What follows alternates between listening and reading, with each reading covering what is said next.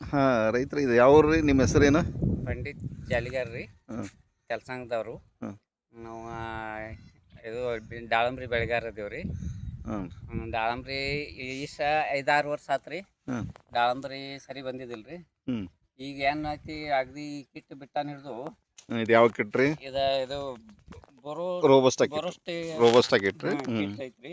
ಹ್ಞೂ ಈ ಕಿಟ್ ಬಿಟ್ಟಾನ ಹಿಡಿದು ನಮಗೆ ಕಾಯಿನೂ ಸೈಜ್ ಆಗ್ಲತ್ತೈತಿ ರೀ. ಹ್ಞೂ ಕಾಯಿನೂ ಅಗದಿ ಪ್ಯೂರ್ ಜಿಲೆ ಇದ್ದಂಗೆ ಮಿಂಚಲಾತೈತಿ ಕಾಯಿ.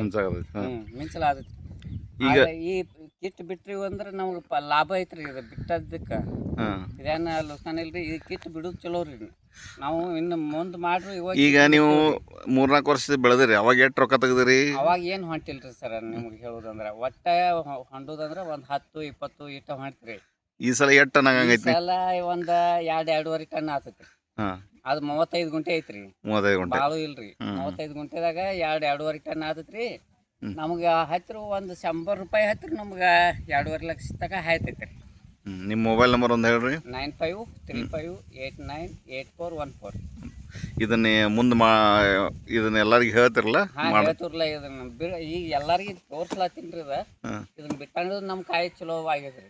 ಓಕೆ. ಈ ಸೇಮ್ ಕಾಯಿ ಆತಂದ್ರೆ ಎಲ್ಲರಿಗೂ ಲಾಭ ರೀ, ನಮಗೂ ಲಾಭ ಐತ್ರಿ. ಹ್ಞೂ ವರ್ಷ 2-3 ವರ್ಷಕ್ಕಿಂತ ಲಾಭ ಈ ವರ್ಷ ಲಾಭ ಆಗೈತಿ. Okay okay thank you. ಅದಕ್ಕೆ ಇದು